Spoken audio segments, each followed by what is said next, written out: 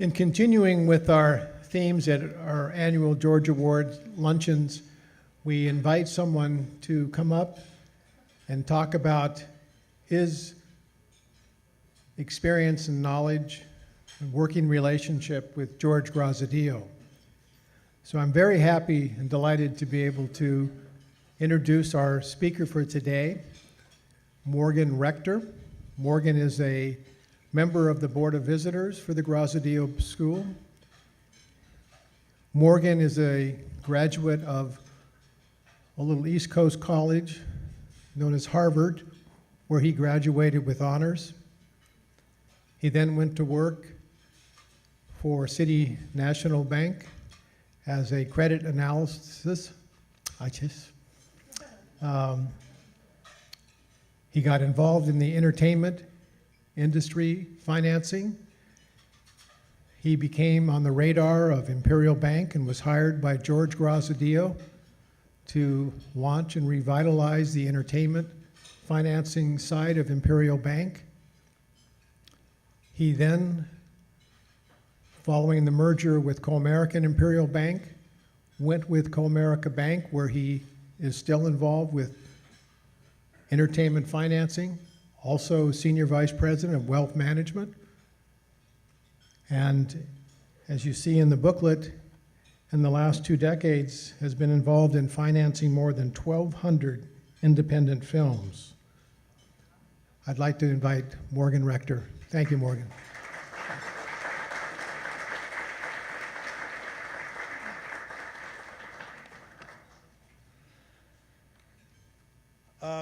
Okay, thank you for having me and setting me up so well. That cuts off half my speech, is all my background.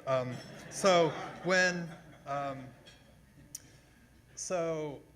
Steve asked me to be a speaker at this event, I asked him, okay, what am I supposed to talk about? And he said, oh, well, you knew George. Just go up there and tell some stories. And I'm like, no, really, what am I supposed to talk about?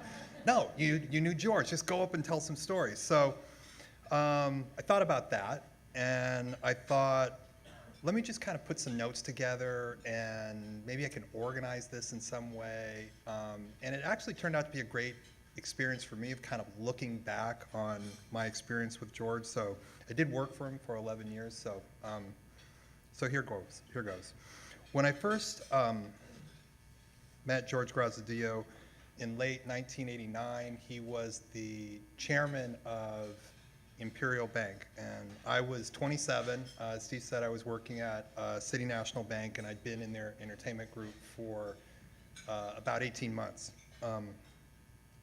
I was, again, 27, pretty young, full of myself, thought that I knew everything there was to know already, and at the same time, sort of at a bank across town, George was thinking about where he wanted to go with his bank. It had been in business, again, over 30 years at that point, and was generally thought of as the best business bank in Southern California. But it really wasn't in the entertainment space at that time, and so George thought, well, we're really good at being a business bank. The entertainment industry is one of the bigger industries in the markets that we serve. We need to be in that business. So he went about looking for some people that knew a little bit about entertainment banking, and I was one of those people. So he brought me in, interviewed me, and really almost immediately made me an offer. And the next thing I knew, I was writing a business plan and a strategy and a credit policy, and it was just bang, bang, bang, just like that. So I'll call that the first George lesson. If you have a big picture idea, don't sweat the details. Get going on it and work out the details as you go. So that brings us, it's 1990. I'm in the bank. We've started this division, and we go to finance our first movie. And the movie is a movie called Clifford. So if you haven't heard of it, there's a reason for that. So it was a movie that starred Martin Short, who even at that time wouldn't be confused with an A-level actor, but the entire movie is shot with Martin Short on his knees because he plays this bratty kid. So you don't see him on his knees, but he's just shorter than everybody else. And they thought that would be funny for 2 hours. And so truly awful movie. And on top of that, Michael remembered this, the distributor was Orion Pictures, and that was our source of repayment. And in the middle of financing this movie, they went bankrupt. So it was sort of the perfect storm of bad stuff all happening on our first deal, but we made it through there and we got repaid, and I think it was one of those things where a bad thing became a good thing because we showed with a lot of bad things happening, we'd still find a way to get repaid. So we financed another movie and another movie and another movie after that, and the next thing you know, as Steve said, it's like we financed 1,300 movies, 30 TV series, dozens of entertainment companies. I think I would estimate that we financed over $15 billion worth of movies and television content, and I can tell you with certainty none of that would have happened but for George Graziadio. So I'll tie that into a story. I think everybody knows George Graziadio. He had this motto called TNT, today, not tomorrow. And he had that as his license plate on his car, so it was just TNT, personalized license plate. And he had a reserved parking spot, the first one, so when you would come into the garage in the morning, you would see two things. One, you knew he was there, and two, you'd be reminded of this motto, TNT. So when you worked at Imperial, you were constantly on the lookout for new opportunities. It might not be in your plan, it might not be in your budget, but when you met with management, you knew you were going to be asked about what else we could be doing. And my group was successful, extremely successful. We were profitable, we were growing, but I knew I would constantly be challenged by George Graziadio to answer the question, what's next? So, believe it or not, that's unusual, and that's really unusual in a bank. Businesses tend to find success and then sit on that success like a chicken on an egg. And while they're sitting on their little egg of a business, the market is changing, technology is changing, competition is changing, the customers are changing, and they think that they're sort of being keeping up, but really they're falling behind. So that's my second George lesson, which is always be innovating. He was definitely all about that. So George used to put on a big golf tournament in Lake Arrowhead, the Lake Arrowhead Country Club, and after I was at Imperial for a few years, I got invited to this, and that was a pretty big deal for me. So I went not knowing really what to expect. There were a ton of guests there, and the night before the golf tournament, he would have this big dinner with all the people there, and he would call people up one at a time and say, hey, just come up and just say a couple of words. So the thing that struck me when you would hear people talk about George was that they didn't say, it's like, oh, George, you know, thank you for this loan, or, you know, this is a great business deal we did together. It was something much more personal. And I remember thinking, it's like, this isn't really a bank event. I mean, it's obviously an Imperial Bank event, but it's not really about the bank. This is about George and his friends. These are personal relationships. So about the same time, my daughter is in Girl Scouts, and they also have their little mottos. And one of those mottos is, make new friends, keep the old. One is silver, the other gold.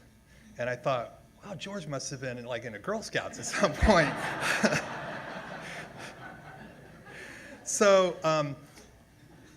the takeaway from that is whatever product you may invent, or no matter how great it is, or great business idea or strategy you come up with, people want to do business with people that they trust and they like. And I'll call that lesson 4. And that is, relationships are everything. So I had a great 11-year run at Imperial Bank with George. It came we're now in 2001, and Imperial Bank had agreed to a merger with Comerica Bank. And I'm sure this was a very difficult, emotional decision for George, but the time was right. He had built Imperial from nothing and turned it into a financial juggernaut. And shortly after the merger was announced, the Comerica executives and the CEO had a big dinner to kind of get the teams together. This had been just a week or two after the merger was announced. And I remember the dinner was at the Ritz-Carlton in Marina del Rey. And we're in a big conference room, and they kind of had set the table up in a big square so everybody could see each other. So there's probably 25, 30 people there. And during the dinner, the Comerica executives got up one by one and talked about what a great deal this was and how great this was going to be. And here's what Comerica is all about. And they talked about a bunch of different metrics, like here's our credit quality is this, and isn't that great? And here's our loan spreads and that, and isn't that great? And here's our efficiency ratio. And the executives would get up one after another. It's like, oh yeah, we have the best efficiency ratio in our peer group, and isn't this great? And I'd been in the banking business for 15 years. I'd never heard of the term efficiency ratio, much less know even what it is. But it's like, oh yeah, efficiency ratio. Wow, that's great. It's like, so that's kind of the theme. And so it's finally George's turn to get up and speak. And so he gets up and he says, you know, at Imperial Bank, you know, it's been an honor for me to work with the people that have been at the bank. My colleagues at the bank, it's been my pleasure and honor to work with you. Then he starts talking about the customers. You know, it's been a privilege. We have the best customers in the business. And he goes on to talk about the customers that we had there. So then he says, without missing a beat, you know, running a bank is not all about an efficiency ratio. This is in front of the chairman of the other bank. But, you know, he kind of said it with a laugh, and you couldn't not like George, but it was a point. I mean, and it was the right point to make at that time. And it's not that Comerica is wrong and Imperial was right, but every business needs to have their own vision and culture and guiding principles to achieve their version of success. And they don't all have to be the same. And sometimes the best way to get there is to create a merger of those two visions. Imperial was doing really well at what they were doing, and Comerica was doing really well at what they were doing. So that's the next lesson, is culture matters. So the last lesson is maybe the most important one, and that is, for me, the most important people in your life may not be the ones that have that clever motivational saying that you might see on a poster with a kitten that they put in like the corporate kitchen. And it might not even be the one with the best sort of this great business strategy or business plan. But sometimes it's only in the looking back that we can see the people that really make an impact on us, and the people that change us and lead us to become more successful in business and in life.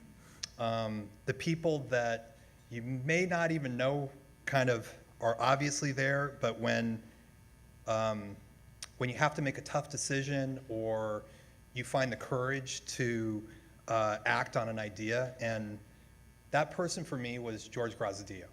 And I'll tell you, my wish for all of you is that you find that George Graziadio in your life. So the last thing I'll say is, I recall Steve Jobs once saying something like, everything around you that you call life was made up by someone no smarter than you. And when I heard that, I thought, it really took me to George, because my sense with George was that he didn't think he was smarter than anybody else, and he didn't think you needed to be really successful. The secret, in short, for him was that you just needed to see the opportunities that were in front of you and take advantage of them immediately, and that's what he did. And the best thing about George is that he wanted to share that secret with everybody, and for that, I'm eternally grateful to him, and you should be too. Thank you.